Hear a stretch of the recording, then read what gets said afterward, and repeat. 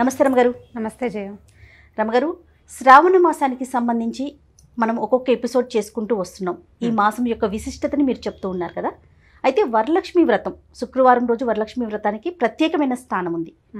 ఆ రోజు పాటించాల్సిన నియమ నిబంధనలు, వరలక్ష్మి వ్రతం యొక్క ప్రాముఖ్యత ఒక్కసారి డిస్కస్ చేద్దామండి. తప్పకుండా జయ. ప్రతి సంవత్సరం చేసుకునేదే, కానీ ప్రతి ఏడాది కొత్తగానే ఉంటుంది. అవునండి. పౌర్ణమికి ముందు వచ్చే శుక్రవారం ఇది ప్రత్యేకంగా చెప్పబడింది. మామూలుగా పౌర్ణమి చాలా విశిష్టమైంది. దాని ముందుండే 2 వారాలు చాలా ప్రత్యేకమైనవిగా, అంటే శుక్లపక్షం చాలా ప్రత్యేకమైంది. పౌర్ణమి తర్వాత అమావాస్యకి ముందు వచ్చే పక్షానికి అంత పెద్ద ప్రాముఖ్యత సాధారణంగా కనపడదు. మనకి వసంత నవరాత్రులు, శరన్నవరాత్రులు అవన్నీ కూడా పౌర్ణమికి ముందుండే 10 రోజులే ప్రత్యేకంగా. ఇవి కాకుండా ఇంకో 2 నవరాత్రులను కూడా చేస్తాం. మాఘ నవరాత్రులు, వైశాఖ నవరాత్రులు కూడా ఇవి పౌర్ణమికి ముందు రోజులు. ఆ క్రమంలో భాగంగానే ఈ వ్రతాన్ని కూడా పౌర్ణమి ముందు వచ్చే 2వ శుక్రవారాన్ని ఈ వ్రతంగా చేసుకుంటాం. వరలక్ష్మి వ్రతం ఇదేంటంటే స్త్రీలకి సౌభాగ్యదాయకమని, తర్వాత ధనధాన్య సమృద్ధి లభిస్తుందని ప్రత్యేకంగా. అంటే మామూలుగా లక్ష్మీ అవతారాల్లో మనకి అష్టలక్ష్ములలో వరలక్ష్మి లేదు. వరలక్ష్మీదేవి అష్టలక్ష్మిలో భాగం కాదు. కానీ అమ్మవారు అనుజ్ఞ ఇవ్వడం వల్ల వరలక్ష్మి అంటే వరాలు ఇచ్చే తల్లిని ఇవాళ పూజించడం ఒక విధానంగా మొదలుపెట్టారు. అన్ని వ్రతాలకి కథలు చెప్పుకున్నట్టు కానీ ఈ వ్రతానికి కూడా ఒక కథ చెప్పబడుతుంది. అది స్కాంద పురాణాంతర్గతమైన కథ అని చెప్పుకుంటూ ఉంటాం అన్నమాట. ఒకసారి పూజా విధానం మాట్లాడుకున్న తర్వాత కథలోకి వెళ్దాం రమగారు. శ్రావణ మాసం మొదలు పెట్టడానికి ముందే అందరూ బూజులు దులుపుకుంటారు, ఇల్లు తుడుచుకుంటారు. శ్రావణ మాసం అంతా కూడా ఇంటి శుభ్రతకి చాలా ప్రాధాన్యత ఇవ్వాలి. వాకిళ్ళు శుభ్రంగా ఉంచటం, నిత్యము గడపకి పసుపు రాసి బొట్టు పెట్టి కొంచెం వాకిట్లో గుమ్మంలో ముగ్గు వేయటం, ముగ్గు వేసుకోవటం, మామిడి మండలు అవి తోరణాలు కట్టుకుని పువ్వుల తోరణాలు, స్త్రీలు తొందరగా స్నానం చేయటం, ఉదయమే నిద్ర లేవటం, సూర్యోదయాత్ పూర్వం కాకపోయినా కనీసం సూర్యోదయానికి ఇంట్లో పక్కలు అవి ఉండకూడదు. నిద్ర లేవగానే ముందు పక్కలు దుప్పట్లు మడిచిపెట్టేసుకోవాలి. అది కోరుకుంటుంది అమ్మవారు. ఆ రకమైన శుభ్రతే లక్ష్మీదేవికి ఇష్టం. అవును. ఇంట్లో తెల్లవారేసరికల్లా మొత్తం ఇల్లంతా వెలుగుగా ఉండాలి. అంటే సూర్యోదయపు ఎండ వెలుగు ఇంట్లోకి రావాలి. అన్ని ముందే లేవాలి, తలుపులన్నీ తెరిచుంచాలి, అందరూ ముందే లేవాలి, స్నానాలు చేసేయటం, ఇల్లు శుభ్రంగా ఉంచుకోవటం, పడుకున్న వాళ్ళు ఉండకూడదు పూజ చేసే టైంలో. అయితే అమ్మవారికి 5 రకాల నైవేద్యాలు పెట్టడం కొన్ని ఇళ్లలో ఆచారంగా ఉంటుంది. అమ్మవారిని అలంకరించుకోవటం. ఇప్పుడు అలంకారం అంటే ఒక్కొక్కళ్ళు ఒక్కొక్క విధానంగా చేస్తారు. కలశం పెట్టుకుని ఒక చిన్న ప్రతిమని కలశంతో పాటుగా ఆరాధించడం ఒక పద్ధతి అయితే, ముఖాకృతిని పెట్టి అమ్మవారి ఆకారాన్ని తయారు చేసుకునే విధానం ఒకటి. ఇప్పుడు ఫ్యాన్సీగా కంటే అత్తవారిళ్లలో ఏ విధానం ఉందో ఆ విధానాన్ని పాటించటమే పద్ధతి. అవును. ఇది అత్తారిళ్లలో చేసుకునేదే. మన అత్తవారింట్లో లేదా మనం ఏటా ఎలా చేసుకుంటున్నామో అట్లా ప్రతిమగాను చేసుకోవచ్చు, కలశ రూపంలోనూ చేసుకోవచ్చు. బంగారం పెట్టి పూజ చేయటం కూడా ఈ విధానం నడుస్తుంది. అంటే ఇంట్లో ఉన్న బంగారం మొత్తం కూడా మనం ఎక్కడైతే అలంకరణ చేస్తామో అక్కడ అమ్మవారికి అలంకరించి పూజ చేసుకుంటాం. బంగారానికంటే కొత్తగా ఒక బంగారు వస్తువు కానీ ఒక రూపు కానీ కొని ఆ వస్తువుకి ఆ రూపుకి లక్ష్మీ అంశగా భావించి పూజించడం ఒక పద్ధతి. అయితే అమ్మవారి అలంకరణ చేసుకోవటం చక్కగా ఒక ప్రత్యేకమైన పీట, సాధారణంగా రోజు పూజ చేసుకునే చోటే కాకుండా అక్కడే ఇంకొక పీట, తర్వాత చక్కగా పసుపు బొట్టుతో అలంకారం చేయటం, ముగ్గు వేయటం, కలశ స్థాపన చేసుకోవటం, అమ్మవారిని స్థాపించి తర్వాత చకచకా వంట చేసుకోవటం. ఈ 5 రకాల పదార్థాలు అంటే సాధారణంగా చేసేది ఏంటంటే పాయసము, పులిహోర, గారెలు, బూరెలు. 5వ వస్తువుగా అప్పాలు చేస్తారు, లేకపోతే పొంగు బూరెలు చేస్తారు, అది కాకపోతే దధ్యోజనం లాంటిది ఏదైనా అట్లాంటిదైనా చేస్తారు. ఇలా ఒక 5 పదార్థాలు చేయటం. బూరెలు వాయనం ఇవ్వడం, 16 బూరెలు వాయనం ఇవ్వటం ఒక పద్ధతిగా చేస్తూ ఉంటారు. చాలా మంది ఇళ్లలో 16 బూరెలు వాయనమే, 2 16లు 32 ఇచ్చేవాళ్ళు కూడా కనిపిస్తారు. అవునండి. 32 బూరెలు ఇస్తారు వాయనంగా. ఒక ముత్తైదుకి వాయనం ఇవ్వాలి అన్నమాట. అమ్మవారికి ప్రత్యేకించి ఏదైనా ఆహార పదార్థం చేయాలి, నైవేద్యం చేయాలని అలా ఏమన్నా ఉందా రమగారు? బూరెలే ప్రత్యేకమైన నైవేద్యం. లక్ష్మీదేవికి శనగపప్పు ఇష్టం అని చెప్తారు. అందుకని నార్త్ ఇండియాలో చాలా చోట్ల అయితే ఈ రోజున మైసూర్ పాక్ చేస్తారు. శనగపిండి ఆమెకి ఇష్టం. శనగని ఇప్పుడు శుక్రవారం నాడు ఏదైనా వస్తువు చేసుకోదలుచుకున్న శనగపిండితోటి కనుక వస్తువు చేసి పెడితే అమ్మవారికి మంచిదని చెప్తారు. బూరెలు ప్రత్యేకంగా లక్ష్మీదేవికి ఇష్టమైన వస్తువుగా చెప్పబడుతుంది. మైసూర్ పాక్ కూడా చేసుకోవచ్చు. వాయనం ఇవ్వడానికి మైసూర్ పాకులు పనికిరావు. నూనెలో వేసిన పదార్థం. ఇప్పుడు పూర్ణం ఎలా చేస్తాం మనము? ఒక పదార్థము, దానిపైన ఒక తోపు, దాన్ని వేయిస్తాం కదా, ఆ పదార్థం నూనెలో వేసిన పదార్థమే ఆమెకు ప్రీతిని అదే ఇస్తారు. ఇవి 4-5 వస్తువులు తయారు చేసుకోవడం, పూజకి కూర్చోవడం. ఈ అమ్మవారి వరలక్ష్మి పూజలో తోర పూజ చాలా ముఖ్యమైనది. మామూలుగా షోడశోపచారాలతో పూజ చేయటం, తర్వాత తోర పూజ. తోరాలు ఏంటంటే 9 దారాలు 9 ముళ్ళు వేసి తోరాలు తయారు చేసుకోవాలి. అమ్మవారికి ఒకటి, పూజ చేసే వ్యక్తి స్త్రీమూర్తికి ఒకటి. ఇంట్లో ఆడపిల్లలు ఉంటే అమ్మాయిలు, పెళ్ళైన అమ్మాయిలను కోడళ్ళు ఉన్నా వాళ్ళకి ఒక్కొక్కటి మనుషులు అంకెలు పెంచుతామన్నమాట. ఈ తోరాలన్నీ లైన్గా పెట్టి అందులో గ్రంథి పూజ అని ఒక ప్రత్యేకమైన విధానం చెప్పబడుతుంది. అమ్మవారి నామంతో ప్రథమ గ్రంథి, ద్వితీయ గ్రంథి, తృతీయ గ్రంథి, ఒక్కొక్క గ్రంథికి పూజ. అంటే మూడి గ్రంథి అంటే మూడి. ఈ 9 మూడులకి పూజ చేస్తాం అనమాట. మానవ శరీరంలో ఉన్న నవనాడులే ఈ 9 ముళ్ళు. ఇలా నాడీ పూజ అనమాట. నవనాడులు అని చెప్తాము. ఆ 9 నాడులకి ప్రతీకగానే ఈ 9 ముళ్ళు వేస్తారు. ఈ తోర పూజ చేసిన తర్వాత తోరాన్ని చేతికి కట్టుకుంటాం. పూజ అయిన తర్వాత అమ్మవారి తోరాన్ని ఆమెకు సమర్పించి మన తోరాన్ని మనం చేతికి కట్టుకున్నాక అప్పుడు అక్షతలు చేతితో తీసుకుని అప్పుడు మనం వరలక్ష్మి వ్రత కథ వింటాం. ఇది ఎప్పుడు జరుగుతుంది? తోర పూజ అయ్యాక ఈ నైవేద్యాలు అవి పూజ అంతా అయిపోతుంది. అష్టోత్తరం చేస్తాము, పూజ అయిపోతుంది. తర్వాత అప్పుడు ధూపదీప నైవేద్యాలు సమర్పించాక నైవేద్యం అయిపోతుంది, తాంబూలం సమర్పించి ఆ తర్వాత తోర పూజలోకి వస్తాం. దాని తర్వాత కథ వింటాం అనమాట. ఇప్పుడు కథ వింటాం. ఇక కథ విన్న తర్వాత కథ అయిపోయాక ఆ అక్షతలు సగం అమ్మవారి మీద వేయటం, సగం మన మీద వేసుకోవటం. భర్తతోటి అక్షింతలు వేయించుకోవాలి. వరలక్ష్మి వ్రతము, ఈ మంగళగౌరి వ్రతాలు ఇవి ఏంటంటే సౌభాగ్య సిద్ధి కోసం చేసేవి. ధనధాన్య సమృద్ధితో పాటుగా సౌభాగ్యం అంటే భర్తతోటి మనం కలకాలం కలిసి ఉండాలి, అనురాగంతో కలిసి ఉండాలి. ఎలాగోలాగా కలిసి ఉండటం కాదు, ఎలాగో ఒక చూరు కింద ఉండేది కాదు. మనం వాళ్ళతో సజావుగా హాయిగా సంతోషంగా ఉండాలని ఆయనకు అక్షింతలు ఇచ్చి, పెద్దవాళ్ళు అయితే చిన్నవాళ్ళైనా భర్త అంటే పెద్దో చిన్నో ఎవరైనా సరే దండం పెట్టి అక్షింతలు వేయించుకోవటం. ఆ తర్వాత ఆ రోజంతా పోట్లాడకుండా ఈ పూజా విధానం అంతా కూడా ఓపికతోటి చేసుకోవాలి. విసుకోవటము, సరిగ్గా చేయలేదంటము, పిల్లల్ని కేకలేయటము, పోట్లాటకి దిగడము అలాంటివి చేయొద్దు. అవి ఏవి చేసినా ఇది ఫలితాన్ని ఇవ్వదు. పూజ ఫలితం పోతుంది. ప్రశాంత చిత్తులుగా ఉండాలి. దానికి కావలసిన అట్మాస్ఫియర్ ముందే అరేంజ్ చేసి పెట్టుకోవాలి. కథ వినేసి అక్షింతలు వేసుకున్న తర్వాత ఇంకేముంది, వాయనం ఇచ్చే అలవాటు ఉన్న వాళ్ళు, అందరిళ్లలోనూ వాయనాలు ఇచ్చే అలవాటు ఉండదు. ఏదో ఒక తాంబూలం ఇస్తే సరిపోతుంది. అయితే వాయనం ఇచ్చే అలవాటు ఉన్నవాళ్ళు ఈ 16 లేదా 32 బూరెల్ని ఒక ముత్తైదుకి ఇంట్లోనే కూర్చోబెట్టి పసుపు రాసి బొట్టిచ్చి తర్వాత ఈ వాయనం సమర్పించిన తర్వాత భోజనం చేస్తారు. వరలక్ష్మి వ్రతం ఏంటంటే పగలు భోజనం చేసినా రాత్రి భోజనం చేయరు, అన్నం తినరు అనమాట. అన్నం తినకుండా ఉండటమే. అది కూడా పెద్ద గట్టి నియమం ఏం కాదు. ఇవి పొద్దుటి ప్రసాదం కూడా తినేస్తూ ఉంటారు. వాళ్ళ ఇళ్లలో అలవాటును బట్టి రాత్రి భోజనం చేయకుండా ఉండడమే విధి. అంతే పూజ. ఓకే. తర్వాత మనం ఉదయమే కథ చదువుకుంటాం. పూజతో పాటే మనం కథ చదువుకుంటాం. అక్షింతలు పట్టుకుంటాం కదా, అక్షింతలు పట్టుకుని కథ వింటమే. ఇందులో చాలా విశేషమైన కథ కంటే కూడా విధానము చాలా ముఖ్యమైనది. దీనికి నియమం ఉంది చూడు. పౌర్ణమికి ముందు రోజు పుందుంచే వారమే చేయాలి. అంటే సంవత్సరం అంతా మనం ఆ రోజు కోసం చూస్తూ ఒకటి. తర్వాత ఈ రోజు కోసం ప్రత్యేకంగా తప్పకుండా చిన్న మెత్తైన బంగారపు వస్తువు కొనుక్కోవాలని ఒక అలవాటు చేసుకుంటాం. బంగారం ఏర్పరచుకునే నియమానికి ఇదొక నాంది. ఆడపిల్లలు ఉన్న వాళ్ళు ఏటా కొంటే పెళ్లి నాటికి ఆ వస్తువు సమకూడుతుంది ఏదో కొంత. ఈ రోజున ఇల్లు చాలా శుభ్రంగా ఉంచుకోవాలి. ఈ 5 పదార్థాలు చేయాలి. ఈ రోజున దెబ్బలాడకూడదు, పోట్లాడకూడదు, స్థిమితంగా ఉండాలి. మా సంవత్సరం అంతా ఎలా ఉన్నా ఈ రోజున ఖచ్చితంగా భర్తతోటి అక్షింతలు వేయించుకోవాలి. నియమ పాలన చేయాలి, ముఖ్యం. నియమ పాలన ముఖ్యం. ఇప్పుడు ఇందులో అది ఏదైనా తినకూడదన్న నియమం లేదు, నీ చెయ్యకూడనివి అది కూడా నువ్వు కష్టపడేదేం లేదు. విధానం మార్చుకోవటం అంతే. ఇప్పుడు మనకి ఏర్పరచబడినటువంటి అన్ని పూజల్లోనూ కూడా ప్రధానమైంది ఏంటంటే ఆ రోజున నువ్వు ప్రశాంత చిత్తంతో ఉండి భగవదారాధన చెయ్యి. దీనివల్ల నువ్వు భగవంతుడి దగ్గరికి చేరటం ఎలాగూ సాధ్యపడుతుంది. ఒక పర్సెంట్ నువ్వు ముందుకెళ్తావు. అవును. దాంతోపాటు నీ దైనందిక జీవితము అటు ఇటు పోకుండా సరిగ్గా సజావైన ప్రవర్తనతో ఉంటుంది. చాలా ముఖ్యమైనది ఏంటంటే పరము కాదు, ఇహం. ఇది నడవాలి ముందు, దీని తర్వాత పరం. ఇది నడిస్తే కదా, ఇది రోజు రోజు గుంజాటనతోటి గొండాటంతోటి ఉంటుంటే ఇక పరం మీద ఏముంటుంది ఆసక్తి మనకి? రోజు బాగా నడవాలి కదా.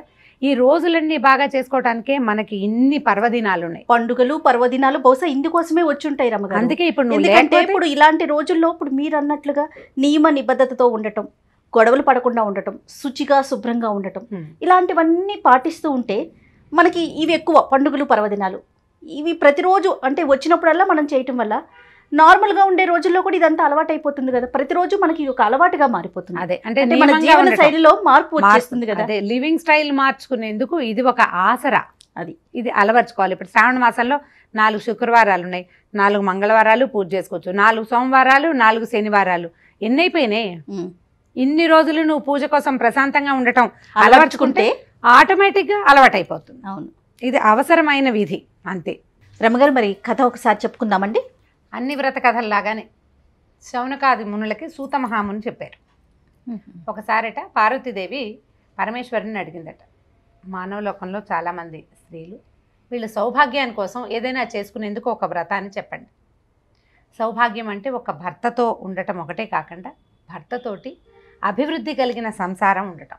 భార్యాభర్త అన్యోన్యంగా ఉంటారు కొంతకాలం, ఉన్న తర్వాత వీళ్ళకి ధనధాన్య అభివృద్ధి అవి లేకపోతే ఎంతకాలం అన్యోన్యంగా ఉండగలుగుతారు? అవును, అన్యోన్యతకి అనుపానాలు చాలా కావాలి. సంపద లేనైతే ఎక్కువ కాలం అన్యోన్యంగా ఉండలేకపోతారు. ఇద్దరు ఉన్నప్పుడు ఉంటారు, సంతానం వృద్ధి అయ్యే కొందికి ఎంతో కొంత సంపద లేకపోతే ఈ పిల్లల్ని పెంచుకోవడం అది కష్టమైపోతుంది.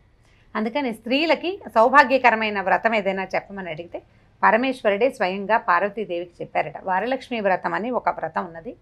అది శ్రావణ మాసంలో ఇలా పౌర్ణమికి ముందొచ్చే శుక్రవారం అంటే శ్రావణ మాసంలో 2వ శుక్రవారం, పౌర్ణమికి ముందొచ్చే శుక్రవారం చేసుకుంటే చాలా సౌభాగ్యవృద్ధికరం అవుతుంది అని చెప్పారు. చెప్తే అప్పుడు ఆవిడ అడిగిందట, ఎవరు చేశారు ఈ వ్రతాన్ని అంటే, చాలా కాలం క్రితం అట విష్ణుకుండినం అని ఒక నగరం ఉండేది. ఆ విష్ణుకుండిన నగరంలో చారుమతీదేవి అని ఒక ఆవిడ ఉండేది. ఆవిడ చాలా పతివ్రత, భర్తకి చాలా చేదోడు బాదోడుగా ఉండేది. ఇంట్లో అత్తమామలు ఉంటే వాళ్ళని చాలా బాగా చూసుకునేది. నిత్యము లక్ష్మీ అర్చన చేసేది ఆవిడ. నిత్య గౌరీ పూజ కాకుండా నిత్య లక్ష్మీ పూజ చేసే అలవాటు ఉన్న ఆవిడే. అయితే ఆవిడ ఏం చేసేదట, ఉదయం లేవగానే ఆకిలి ఊడ్చి ముగ్గేసేది, గుమ్మాలు కడిగి పసుపు రాసి బొట్టు పెట్టేది, గోవుకి పూజ చేసేది, స్వయంగా పాలు తీయటం లాంటి గృహకృత్యాలు చేసుకునేది. ఆస్తిపాస్తులు ఉన్నప్పటికీ స్వయంగా పనిచేసే విధానం కలిగి ఉందన్నమాట. ఇల్లు ఎప్పుడు శుభ్రంగా ఉంచేది. 3 పూట్ల యజ్ఞం చేసే ఆమె భర్తకి చేదోడు బాదోడుగా ఉండేది. ఆ ఇంట్లో ఉండే పెద్దవాళ్ళు ఎప్పుడూ బాధపడేవాళ్ళు కాదు. ఆమె వాళ్ళని బాధపడనివ్వకుండా ఉంచేది. వాళ్ళ ఇంటికి వచ్చిన చుట్టాలకి లేదనకుండా తను చేయగలిగినంత సహాయం చేసేది. ఇలాంటి ప్రవర్తన కలిగి ఉండటంతో ఒకనాటి రాత్రి ఆవిడకి కల్లో లక్ష్మీదేవి కనిపించిందట.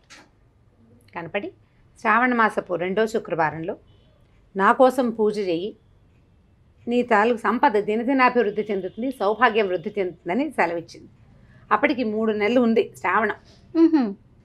ఆమెకు పొద్దున్నే మెలకు రాగానే అది తెల్లవారుసామున వచ్చిన కళ. గబగబా లేచి భర్తకి అత్తమామలకి ఇంట్లో ఉండే వాళ్ళందరికీ చెప్పిందట, నాకు కళ వచ్చింది, అమ్మవారు పద్మం మీద కూర్చునుంది, తర్వాత ఒక చేతిలో నుంచి రత్నరాసులు పడుతున్నాయి, ఆవిడ శ్రావణ మాసపు 2వ శుక్రవారం నాడు వరలక్ష్మి వ్రతం చేయమని తన పేరు మీద నాకు ఆజ్ఞ ఇచ్చింది అని చెప్తే చెప్పేసరికి పూజ చేయటం కదా మంచి సంగతి, రోజు పూజ చేసే ఆవిడ. సరే ఈ మాట ఆ నోట ఈ నోట చుట్టుపక్కల అందరిళ్ళకి తెలిసింది. సరే వరలక్ష్మీదేవి స్వయంగా చారుమతికి చెప్పిందంటే ఇది చాలా విశేషమైందని ఎప్పుడెప్పుడు వస్తుందా శ్రావణ మాసం అని వెయిట్ చేశారు చుట్టుపక్కల స్త్రీలంతా కూడా. వాళ్ళు ఎప్పుడెప్పుడు అని చూసిన శ్రావణ మాసం రాగానే మొదటి శుక్రవారానికే ముందు చక్కగా పూజ అది చేసుకున్నారు. ఇల్లు వాకిళ్ళు అన్నీ బాగా శుభ్రం చేసుకున్నారు. వరలక్ష్మీదేవికి స్వాగతం చెప్పడానికి ఇల్లంతా శుభ్రం చేసి పరిస్థితులన్నీ బాగుపరుచుకుని ఉంచుకున్నారనమాట. 2వ శుక్రవారం రాగానే ఆ రోజు చుట్టుపక్కల స్త్రీలంతా కలిసి ఈవిడింటికి వచ్చారు, చారుమతీదేవి ఇంటికి. గోమయంతో అలికారు ఒక ప్రదేశాన్ని. పూజ చేసుకునే విధానం అన్నమాట. గోమయంతో అలికి తర్వాత పంచవర్ణాలతోటి చక్కటి ముగ్గులు పెట్టి, పద్మాలు ముగ్గు పెట్టి, శంఖచక్రాలతోటి అలంకారం చేసి, పువ్వులు అవి తోటి అలంకరించి, తర్వాత ఒక కలశాన్ని స్థాపించి పంచ పల్లవాలతోటి మర్రి రావి జువ్వి మారేడు మామిడి వీటితోటి అలంకరిస్తారు కలశాన్ని. మనం మామిడి మండలు పెట్టుకుంటాం. ఆ రోజుల్లో ఇవన్నీ తెచ్చుకునేవాళ్ళు. పంచపల్లవాలతోటి అలంకరించడం అనేది ఒక విధానం అన్నమాట. అది అలంకరించి దాని మీద ఒక కొబ్బరికాయ స్థాపించి తర్వాత ఒక రవికల బట్టతోటి ఈ కలశ ప్రతిమలాగా అలంకరించి వరలక్ష్మీదేవిని ఉద్దేశించి పూజ చేశారు. ఈ వరలక్ష్మీదేవి ప్రత్యేకంగా పూజ అప్పటిదాకా మనకు తెలియదు కదా. వీళ్ళు ఎట్లా చేశారు అంటే శ్రీ సూక్త విధానంతో పూజా విధానం జరిగింది. శ్రీ సూక్తంలో ఒక్కొక్క శ్లోకానికి ఒక్కొక్క షోడశోపచారాలు 16 ఉపచారాలకి 16 శ్లోకాలు ఉపచారాలతోటి సేవ చేసి అమ్మవారికి, తర్వాత లక్ష్మీ అష్టోత్తరము, లక్ష్మీ సహస్రనామాలతోటి వరలక్ష్మి పూజని అమ్మవారిని ఉద్దేశించి చేస్తున్నాము అని నామం చెప్పుకుంటూ పూజ పూర్తి చేశారు. పూజ అయిపోయింది. తర్వాత ఏం చేశారు, వాళ్ళ అమ్మవారు ఆజ్ఞ ఇచ్చినట్టుగానే ఇలాగే అప్పాలు బూరెలు అమ్మవారికి నైవేద్యం పెట్టారు. రకరకాల ఆహార పదార్థాలు పెట్టారు. అంటే నూనెతో చేసినవి, బియ్యంతో చేసినవి, బెల్లంతో, పంచదారతో, అట్లా వేరువేరు పదార్థాలతో అన్ని మధురాలు, గొప్పవి, ఆరోగ్యాన్ని ఇచ్చేటువంటి వస్తువులతోటి నైవేద్యం చేసి పెట్టడం అమ్మవారికి. సలిమిడి, తర్వాత వడపప్పు, పానకము, కొబ్బరికాయలు, అరటిపళ్ళు, ఖర్జూరాలు, అలాంటివన్నీ అన్నీ ఆరోగ్యదాయకమైనవే. అమ్మవారికి అభిషేకం చేసినప్పుడు కూడా పంచామృత అభిషేకం చేసి పంచామృతాలు, ఇన్ని రకాల పదార్థాలు, తర్వాత భక్ష్యము భోజ్యంచ లేఖ్యంచ చోష్యం పానీయమేవచ అంటారు. ఇన్ని రకాలు పెట్టాలి. మళ్ళీ చెప్దామా? సరే. భక్ష్యం భోజ్యంచ లేఖ్యంచ చోష్యం పానీయమేవచ అంటారు. అంటే 5 రకాలు: భక్ష్యము, భోజ్యము, చోష్యము, లేఖ్యము, పానీయము. ఇన్ని రకాలతోటి నైవేద్యాలు పెట్టారు. పెట్టిన తర్వాత ఈ తోరాలు పూజ చేశారు. తోరాలు చేతికి కట్టుకున్నారు. కట్టుకుని ఏం చేశారంటే ఈ మండపానికి ప్రదక్షిణాలు చేయమన్నారు. ఎక్కడైతే అమ్మవారిని మండప స్థాపన చేశారో అక్కడ చుట్టూ తిరగడానికి వీలుగా వాళ్ళు మధ్యలో పెట్టుకున్నారు. ఇంటి మధ్యలో ఈ స్త్రీలందరూ కలిసి అక్షతలు పట్టుకుని ఈ మండపానికి ఆ ప్రదక్షిణం చేపారు. మొదటి ప్రదక్షిణ చేయగానే ఈ ప్రదక్షిణ చేస్తున్న స్త్రీలందరికీ చేతులకి, పాదాలకి ఆభరణాలు వచ్చేసినాయి, గల్లుమంటున్నాయి. అంతకుముందు సాధారణంగా ఉన్న వాళ్ళకి అంతా శరీరం అంతా బంగారు ఆభరణాలు. అక్కడి నుంచి రెండో ప్రదక్షిణ చేయగానే చారుమతీదేవి ఇల్లంతా వస్తువులతోటి నిండిపోయిందట. పర్వాలే, వాళ్ళు కొంత సంపన్నులు, మరి కాస్త ఈ ఏ స్త్రీలైతే ఈ మండపాన్ని చుట్టూ తిరుగుతున్నారో వాళ్ళందరి ఇళ్లలో కూడా ధాన్య వృద్ధి, ధన వృద్ధి, వస్తు సమృద్ధి కలిగింది. మూడో ప్రదక్షిణ చేయగానే వాళ్ళ ఇళ్ల నుంచి వీళ్ళ కోసం ఎన్నెన్ని వాహనాలు వచ్చినట్టు. అంతకుముందు కాలినడకను వచ్చారు వాళ్ళు. ధనధాన్య సమృద్ధి జరిగి ఇళ్లలో వాహనాలు వచ్చినాయి వీళ్ళని తీసుకెళ్ళటానికి. అంత విశేషమైనటువంటి ఇది జరిగిందనమాట, అభివృద్ధి. ఈ 3 ప్రదక్షిణాలు చేసిన తర్వాత అమ్మవారిని మళ్ళీ నమస్కారం చేసుకుని సాష్టాంగాలు చేస్తారు కదా. పూర్తి సాష్టాంగం స్త్రీలు చేయకూడదు, అర్ధ సాష్టాంగం చేసి సరే తీర్థము ప్రసాదము తీసుకుని ఆమె ఇచ్చినటువంటి వాయన స్వీకారం చేసి, ఈవిడ అదృష్టమే అదృష్టం, ఈవిడికి కల్లోకి రావటం వల్ల తను చేయటంతో పాటు మనమందరం కూడా అవకాశం దొరికింది. అందరితోటి కూడా చేయించింది, మనందరం కూడా అభివృద్ధి అయ్యామని సంతోషిస్తూ స్త్రీలంతా ఎవరి బళ్ళు వాళ్ళెక్కి వాళ్ళ ఇళ్ళకి వాళ్ళు వెళ్ళిపోయారు. ఆ సంవత్సరం నుంచి ఆ కుండిన నగరంలో మొదలుపెట్టబడినటువంటి ఈ పూజా విధానం అట్లా వృద్ధి చెందింది. వెంటనే అభివృద్ధి వస్తుందా రాదా? రావచ్చు. ఆ కాలంలో వెంటనే వచ్చేది. ఇప్పుడు మనకి కొంచెం నిదానంగా వస్తుంది. ఫలితాలు కొంచెం లేట్ అవుతాయి కలిలో, కానీ ఫలితం తప్పదు. దీనికి ప్రధానమైంది 3-4 నెలల క్రితం వచ్చిన కళని జ్ఞాపకం పెట్టుకుని ఆమె ఎలా చెప్పిందో అదే విధంగా పూజ చేయడం. అంటే నియమం పోలేదు, భక్తి శ్రద్ధలతో. భక్తి శ్రద్ధలు, నియమం. పైగా నా పూజ నేను ఒకదాన్నే అని కాకుండా ఇలాంటి అత్యద్భుతమైన పూజా వ్యవహారం ఉంటే దీనిని నలుగురికి చెప్పి నలుగురు ఇలాంటి లాభాన్ని పొందాలని ఆశించిన ధర్మబుద్ధి ఉంది కదా, ఆ బుద్ధి వల్ల ఆమె ఇప్పటికీ చారుమతీదేవి పేరు చెప్పుకుంటున్నాం. మనం జ్ఞాపకం పెట్టుకుని చెప్పుకుంటున్నాం కదా. అంతే కదండి. ఎవరైనా సరే ఇతరుల కోసం ఏదైనా చేస్తే వాళ్ళు జ్ఞాపకం ఉంటారు. మనం ఈ పూజ చేసినప్పుడు వాయనం ఎవరికైనా ఇవ్వటం, తాంబూలం, నలుగురికి తాంబూలాలు ఇవ్వడం, దానివల్ల ఏమవుతుందంటే మనం సంపాదించినటువంటి పుణ్యాన్ని పంచినట్లు అవుతుంది. పుణ్యము పంచిన కొద్దీ పెరుగుతుంది. ఎంత పంచితే అంత పెరుగుతుంది. దానం ఏదో ఎవరో ఒకళ్ళకి కాకుండా సజావుగా ఇవ్వటం. ఇలాంటప్పుడు ఏంటంటే ఇది దాన ప్రక్రియగా భావించకూడదు. వాయన దానాన్ని కానీ లేదా తాంబూల దానాన్ని కానీ ఇది దాన ప్రక్రియగా అనుకోకూడదు. ఇది వాళ్ళకి ఇస్తే వాళ్ళకి మంచిది, మనకు మంచిది, తీసుకున్న వాళ్ళకి కూడా మేలే. మంగళవారపు వాయనం కానీ శుక్రవారపు తాంబూలాలు వాయనాలు కానీ ఇచ్చిన వాళ్ళకి, దాతకి, ప్రతిగృహీతకి కూడా మంచిది. కాబట్టి ఎవరైనా తాంబూలం ఇస్తామంటే పసుపు కోసం పిలిస్తే కనుక ఖచ్చితంగా వెళ్ళాలి. ఆ రావణులైనా నడిచైనా వెళ్ళి తెచ్చుకోవాలంట. తాంబూలం తీసుకోవడానికి రండి అని కానీ ఉండమా బొట్టు పెడతాను ఉండండి అంటే వెళ్ళిపోకూడదు. తప్పకుండా తీసుకోవాలి. ఆ తీసుకోవటం వల్ల వాళ్ళకి ఎంత లాభం, ఇవ్వడం వల్ల వాళ్ళకి ఎంత లాభమో తీసుకోవటం వల్ల కూడా అంతే లాభం ఉంటుంది. ఇవి పురాతన కాలం నుంచి నమ్మబడుతున్నవి. దీంట్లో నష్టం లేదు, లాభం ఉండటానికి అవకాశం ఉంది. కాబట్టి ఇలాంటి ప్రక్రియని వదిలిపెట్టేయకుండా ముందుకు ఈ రోజుల్లో ఎవరు చేస్తున్నారు, ఈ కాలంలో కూడా ఇవన్నీనా లాంటివి అనుకోవద్దు. ఈ కాలమైనా ఆ కాలమైనా మనం గాలి ఎప్పుడు తీసుకుంటున్నాం. గాలి లేకుండా ఈ కాలంలో కూడా గాలి ఏమిటంటే అని మానేస్తాం, మానేయట్లేదు, శుభ్రంగా గాలి తీసుకుంటూనే ఉన్నాం ఇన్వాలంటరీగా. అంతే కదా, ఇవి కూడా ఇన్వాలంటరీగానే చేసేయాలి, మానేయకుండా. మన ఇంట్లో పద్ధతి ఉన్నా లేకపోయినా పూజలు చేసుకోలేకపోతాం అనుకో, తాంబూలం ఇవ్వడానికి ఏముంది, అంతే కదా. ఎవరికైనా కాదు రమ్మగారు, మన సంస్కృతి సాంప్రదాయాలు ముందు తరాలకి వెళ్ళాలంటే మనం చెయ్యాలి. రేపొద్దున మన పిల్లలు చేస్తారు, వాళ్ళు చేస్తే వాళ్ళ పిల్లలు చేస్తారు, అలాగే కదా మన సంప్రదాయం ముందుకు వెళ్తుంది. మన తాత అమ్మమ్మ మానేస్తే మనకు వచ్చేవి కాదు కదా, తెలిసేదే కాదు కదా. అదే కాబట్టి తప్పకుండా వరలక్ష్మి వ్రతం చేసుకోండి, స్థిమితంగా పూజ చేసుకోవటము, శ్రద్ధాభక్తులతోటి ఈ రోజుని ప్రశాంతంగా ముందుకు తీసుకెళ్ళండి. తప్పకుండా అండి. నమస్తే రమ్మగారు. నమస్తే జయ.